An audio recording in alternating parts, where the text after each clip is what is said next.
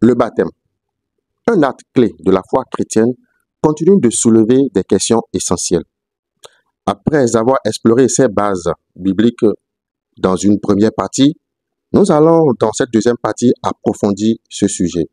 Et pour cela, nous abordons des questions comme: y a-t-il plusieurs sortes de baptême? Sous quel nom le baptême doit-il se faire? Et peut-on aussi renouveler son baptême? Bonjour, vous êtes dans votre émission Pasteur que dit la parole. Apprêtez-vous pour une discussion enrichissante. Bonjour Pasteur Yannick, comment est-ce que vous allez? Bonjour frère Yannick, je vais très bien. Et vous-même? Je vais bien aussi par la grâce de Dieu. Amen. Alors aujourd'hui, nous allons aborder une deuxième partie de notre sujet, le baptême. Et ce que je voudrais vous demander, c'est aujourd'hui, beaucoup baptisent au nom de la Trinité, ce qui veut dire au nom du Père, du Fils et du Saint-Esprit. Mais il y a d'autres aussi qui baptisent au nom de Jésus-Christ. Alors, pasteur, qu'est-ce que vous pouvez nous dire? Sous quel nom le baptême doit-il se faire réellement? Merci beaucoup frère Yannick. Cette question aujourd'hui est une question importante dans le corps du Christ. Et nous voyons réellement, comme vous l'avez dit, que plusieurs églises, chacun fait ce qu'il veut. Mais la question que nous devons nous poser, qu'est-ce que la parole de Dieu dit? Exactement. Premièrement, tout le monde, on est d'accord sur le livre de Matthieu 28, après le verset 19 qui dit: allez faire de toutes les nations des disciples en les baptisant au nom du Père, du Fils et du Saint-Esprit. Donc voilà l'ordre, le commandement de Jésus-Christ aux apôtres. Et si je peux dire, ce jour-là, j'étais pas là, vous n'y étiez pas, et les autres pasteurs aussi n'étaient pas là. Les seuls qui étaient à cet endroit, c'était les apôtres. Et nous voyons également dans le livre de Jean 14, le verset 26, que le Seigneur dit quelque chose de très important. Il dit, en parlant aux apôtres du consolateur, du Saint-Esprit qui va venir, il dit, au verset 26, mais le consolateur, l'Esprit Saint, que le Père enverra en mon nom, vous enseignera toutes choses et vous rappellera tout ce que je vous ai dit. Donc quand le Saint-Esprit va venir, il va enseigner toutes choses aux apôtres et à tous ceux qui l'auront reçu. Et au chapitre 16 aussi, du même livre, il dit, je lis, le chapitre 16 au verset 13, il dit, quand le consolateur sera venu, l'Esprit de vérité, il vous conduira dans toute la vérité, car il ne parlera pas de lui-même, mais il dira tout ce qu'il aura entendu et vous annoncera les choses à venir. Donc le Saint-Esprit, à son arrivée, sur les apôtres, dans les apôtres plutôt je dirais, doit révéler toutes choses et expliquer les choses que les apôtres ne comprenaient pas. C'est pour ça que le Saint-Esprit vient. Et ici, je dirais, pour voir le premier baptême qui a été donné dans la Bible par les apôtres qui ont reçu le commandement du Seigneur Jésus-Christ, nous pouvons lire dans le livre des Actes des Apôtres chapitre 2, où nous verrons que quelque chose s'est passé ce jour-là. Dans le livre des Apôtres chapitre 2, après du début, nous parlons de la Pentecôte. Le jour de la Pentecôte, ils étaient tous ensemble dans le même lieu. Tout à coup, il vint du ciel un bruit comme celui d'un vent impétueux et il remplit toute la maison où ils étaient assis. Des langues semblables à des langues de feu leur apparurent, séparées les unes des autres et se posaient sur chacun d'eux. Et ils furent tous remplis du Saint-Esprit et se mirent à parler en d'autres langues selon que l'Esprit leur donnait de s'exprimer. Amen. Dans cette partie, nous voyons que le Saint-Esprit qui a été promis par Jésus-Christ est arrivé. Et ce jour particulièrement, il y avait du monde en Israël. Et quand les apôtres parlaient, dans la suite, quand vous lisez, vous verrez que quand ils étaient en train de parler, chacun écoutait dans sa propre langue. Et ils se demandaient, ce n'est pas les mêmes personnes que nous voyons ici, comment c'est possible qu'on puisse les entendre dans nos propres langues? Donc c'est le Saint-Esprit qui a donné cette capacité. Et nous verrons également dans la suite que ce jour-là, le baptême a été donné. Le premier baptême, après le départ du Seigneur Jésus-Christ, a été donné par les apôtres dans le livre des Actes des Apôtres, chapitre 2. Lisons ce qui s'est passé ce jour-là. Il dit, « Homme israélite, écoutez ces paroles. Jésus de Nazareth, cet homme à qui Dieu a rendu témoignage devant vous par les miracles, les prodiges et les signes qu'il a opérés par lui au milieu de vous, comme vous le savez vous-même. Cet homme livré selon les desseins, arrêté et selon la préscience de Dieu, vous l'avez crucifié, vous l'avez fait mourir par la main des impies. Dieu l'a ressuscité en le délivrant des liens de la mort parce qu'il n'était pas possible qu'il fût retenu par elle. » Et nous pouvons voir également dans la suite, je saute un peu les versets pour qu'on aille plus vite. Il dira que, homme frère, qu'il me soit permis, à partir du verset 29, permis de vous dire librement au sujet du patriarche David qu'il est mort, qu'il a été enseveli et que son sépulcre existe encore aujourd'hui parmi nous. Comme il était prophète et qu'il savait que Dieu lui avait promis avec serment de faire asseoir un de ses descendants sur son trône. C'est la résurrection du Christ qu'il a prévue et annoncée en disant qu'il ne serait pas abandonné dans le séjour des morts et que sa chair ne verra pas la corruption. C'est ce Jésus que Dieu a ressuscité. Nous en sommes tous témoins. Élevé par la droite de Dieu, il a reçu du Père le Saint-Esprit qui avait été promis et il l'a répandu comme vous le voyez et l'entendez. Car David n'est pas monté au ciel, mais il dit lui-même, le Seigneur a dit à mon Seigneur, assieds-toi à ma droite, jusqu'à ce que je fasse de tes ennemis ton marchepied. Que toute la maison d'Israël sache donc avec certitude que Dieu a fait Seigneur et Christ, ce Jésus que vous avez crucifié. Et après avoir entendu ce discours, ils eurent le cœur vivement touché. Et ils dirent à Pierre et aux apôtres, hommes frères, que ferons-nous? Pierre leur dit, répentez-vous et que chacun de vous soit baptisé au nom de Jésus-Christ pour le pardon de vos péchés et vous recevrez le don du Saint-Esprit. Dans ce passage, je l'ai lu pour que chacun d'entre nous puisse comprendre le sens dans lequel nous nous trouvons. Ici, c'est le jour de la Pentecôte, la promesse du Consolateur. Le Consolateur est arrivé et est descendu dans chaque apôtre. Et la Bible nous dit que ce jour-là qu'il y a eu le premier baptême. Et Pierre dit, répentez-vous et que chacun soit baptisé au nom du Seigneur Jésus-Christ. Maintenant, ma question plutôt à ceux qui baptisent au nom de la Trinité, c'est-à-dire au nom du Père, du Fils et du Saint-Esprit. Est-ce que Pierre s'est trompé en disant de baptiser au nom du Seigneur Jésus-Christ?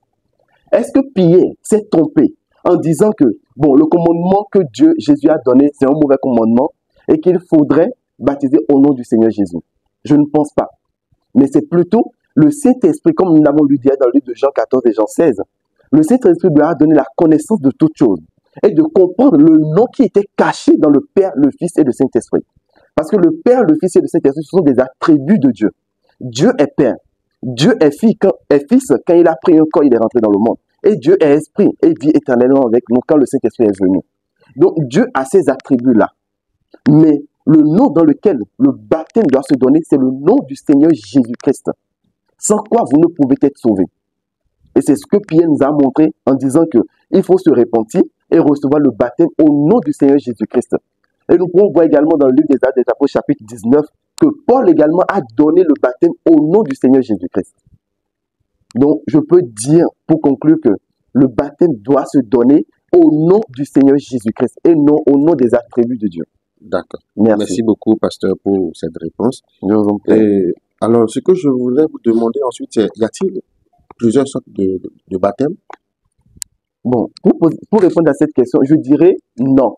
Selon à la loupe de la parole, il n'y a qu'une seule manière de baptiser, un seul baptême devant Dieu, qui est le baptême par immersion. Mais aujourd'hui, ou depuis des lustres, nous voyons certaines églises pratiquer un autre type de baptême qui est plutôt l'aspersion, où on voit des personnes verser de l'eau sur la tête, des fidèles. Là, nous parlons d'aspersion, parce que le baptême, même dans son sens étymologique, veut dire plonger, immerger, submerger. Donc, il est important d'immerger le fidèle qui reçoit le baptême, parce que cela veut dire la mort et la résurrection. Nous mourons lorsque on nous plonge et nous ressuscitons avec Christ lorsque nous sortons de l'eau.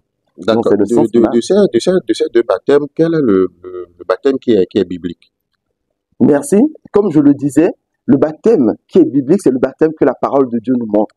Et ce baptême, déjà, nous voyons Jésus-Christ lui-même se rendre au Jourdain. Et la Bible dit qu'il a été baptisé. Dit, l'apôtre Jean l'a plongé dans l'eau et l'a sorti. Après quoi, le Saint-Esprit est descendu sur lui. Et nous voyons également que dans le livre des apôtres et des actes des apôtres, au chapitre 8, nous voyons une histoire entre un eunuque et le diacre Philippe, où Dieu touche Philippe d'aller vers l'eunuque pour lui expliquer ce qu'il est en train de lire.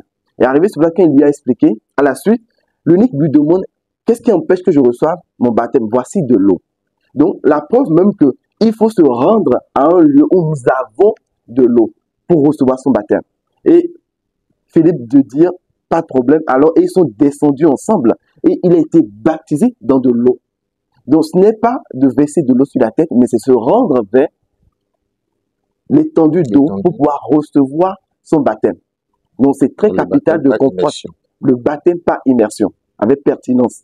C'est ce qu'il faut apporter selon la parole de Dieu. D'accord. Merci beaucoup, pasteur. Merci. J'ai une autre question pour vous. C'est quelqu'un qui a déjà reçu son baptême de feu, est-il exempt du baptême d'eau? D'accord. Merci beaucoup pour cette question-là. C'est vrai qu'aujourd'hui, moi, j'ai même rencontré des personnes qui se disent que le baptême d'eau est révolu et que lorsque tu confesses Christ et que tu reçois le Saint-Esprit, tu n'as plus besoin de recevoir le baptême. Plusieurs personnes le disent. Mais je veux leur dire que ce n'est pas de notre jour, de notre siècle que cela a été. Cela a été déjà dans le passé. Et nous pouvons voir dans le livre des Actes des Apôtres, au chapitre 10, une histoire que le Seigneur nous fait voir par la vie de Pierre. Pierre, je relate un peu parce que nous allons commencer par le verset 28 pour voir ce que cela dit, mais je relate un peu l'histoire où Corneille était un vieux qui priait beaucoup et qui a trouvé grâce devant Dieu. Et a eu la révélation de ce qu'il fallait envoyer quelqu'un vers Pierre pour que Pierre puisse venir vers lui. Mais il faut rappeler que Corneille n'était pas israélite, n'était pas juif. Et avant que la personne arrive chez Pierre, Dieu, en voulant tester Pierre, en voulant lui montrer que ce que lui a sanctifié, Pierre ne peut pas le rejeter, parce que c'était dire que les Juifs ne pouvaient pas entrer dans la maison des païens, ne pouvaient même pas prêcher aux païens. C'est pour ça que Paul a été envoyé après. Mais pour que Pierre puisse aller vers Corneille, Dieu l'a testé en envoyant, en faisant descendre des nourritures du ciel, des nourritures qui étaient impures selon les Juifs, selon la loi. Donc Pierre a rejeté ces nourritures 3 fois de suite. Et Dieu lui dit, mais comment peux-tu rejeter ce que moi j'ai purifié, ce que j'ai sanctifié? Après quoi, l'envoyé de Corneille est venu à Toqué et Pierre l'a suivi pour aller vers Corneille. Et quand arrivé chez Corneille, ils ont relaté l'histoire. Et après, regardez ce que Pierre dit. Après le verset 38, nous disons, vous savez comment Dieu a oint du Saint-Esprit et de force Jésus de Nazareth, qui allait de lieu en lieu, faisant du bien en guérissant tous ceux qui étaient sous l'emprise du diable, car Dieu était avec lui. Nous sommes témoins de tout ce qu'il a fait dans le pays des Juifs et à Jérusalem. Ils l'ont tué en le pendant au bois. Dieu l'a ressuscité le 3e jour et il a permis qu'il apparût, non à tout le peuple, mais aux témoins choisis d'avance par Dieu, et nous qui avons mangé et bu avec lui, après qu'il fut ressuscité des morts. Et Jésus nous a ordonné de prêcher au peuple et d'attester que c'est lui qui a été établi par Dieu, juge des vivants et des morts. Tous les prophètes rendent de lui le témoignage que quiconque croit en lui reçoit par son nom le pardon des péchés. Comme Pierre prononçait encore ces mots, le Saint-Esprit descendit sur tous ceux qui écoutaient la parole. Tous les fidèles circoncis qui étaient venus avec Pierre furent étonnés de ce que le don du Saint-Esprit était aussi répandu sur les païens, car ils les entendaient parler en langue et glorifier Dieu. Alors Pierre dit, peut-on refuser l'eau du baptême à ceux qui ont reçu le Saint-Esprit aussi bien que nous? Et il ordonna qu'ils fussent baptisés au nom du Seigneur, sur quoi il le priait de rester quelques jours auprès d'eux. Amen. Amen. Dans ce passage, nous voyons que Corneille et toute sa famille, parce qu'en réalité, ce que je n'ai pas dit, quand Corneille a envoyé quelqu'un chercher Pierre, il a appelé tous ses amis, tous ses parents, il les a invités chez lui. Et quand Pierre est venu, qu'il a prêché l'évangile, nous voyons que le Saint-Esprit a été donné aussi aux païens, au même titre qu'aux apôtres. Et Pierre de poser la question aux circoncis, parce que les païens n'étaient pas circoncis, ils étaient incirconcis. Donc les Juifs ne devaient pas entrer. Donc à cela, il demande, mais est-ce qu'il est possible de refuser le baptême à ceux qui ont reçu le don du Saint-Esprit? Cela veut dire qu'ils ont reçu premièrement le baptême du feu, et après, Pierre a ordonné qu'on leur donne le baptême d'eau. Donc tu ne peux pas recevoir le baptême de feu, et après dire le baptême d'eau est expiré ou bien est révolu. Ce n'est pas possible. Le baptême d'eau est un commandement du Seigneur Jésus-Christ, s'il vous plaît. Un commandement du Seigneur Jésus-Christ, et nous sommes obligés de recevoir le baptême d'eau. C'est parce que c'est un engagement, nous l'avons lu dans le livre de Pierre, c'est un engagement de conscience vis-à-vis de Dieu. Donc, chers amis, je vous invite à vous repentir et à accepter qu'on vous donne ce baptême par immersion au nom du Seigneur Jésus-Christ pour être totalement sauvé. Merci. Merci beaucoup, pasteur. Je vous en prie. Alors, j'ai une dernière question pour vous. C'est, peut-on renouveler son baptême? D'accord. Merci beaucoup, frère Yannick. Je dirais plutôt, on ne peut pas renouveler le baptême parce qu'il n'existe qu'un seul baptême. Si tu reprends ton baptême, cela veut dire simplement que tu n'avais pas reçu le vrai baptême ou le bon baptême. Par exemple, lorsque tu reçois un baptême par aspersion, qui n'est pas conforme à la parole de Dieu, cher ami, laisse-moi te dire que tu n'as pas reçu de baptême, mais plutôt on t'a versé de l'eau sur la tête, on t'a lavé la tête simplement. Parce que le baptême qui a été recommandé par la parole, c'est le baptême par immersion au nom du Seigneur Jésus-Christ et non au nom du Père, du Fils et du Saint-Esprit. Donc, premièrement, je peux dire que tous autant que nous sommes, nous devons recevoir le baptême par immersion. Et que si tu ne l'as pas reçu, et que peut-être tu l'as reçu également, mais au nom du Père, au nom des attributs de Dieu qui veut dire Père, Fils et Saint-Esprit, c'est que tu n'as pas encore reçu ton baptême. Et nous pouvons voir dans le livre des Actes des Apôtres, chapitre 19, ce que le Seigneur nous dit. Paul, du premier verset au cinquième verset. Pendant qu'Apollos était à Corinthe, Paul, après avoir parcouru les hautes provinces de l'Asie, arriva à Éphèse. Ayant rencontré quelques disciples, il leur dit, « Avez-vous reçu le Saint-Esprit quand vous avez cru ?» Ils lui répondirent, « Nous n'avons même pas entendu dire qu'il y avait un Saint-Esprit. » Il dit, « De quel baptême avez-vous donc été baptisés ?» Et ils répondirent, « Du baptême de Jean. » Alors Paul dit, « Jean a baptisé du baptême de repentance, disant au peuple de croire en celui qui venait après lui, c'est-à-dire en Jésus. » Sur ces paroles, il fut baptisé au nom du Seigneur Jésus. Lorsque Paul leur eut imposé les mains, le Saint-Esprit vint sur eux et ils parlaient en langue et prophétisaient.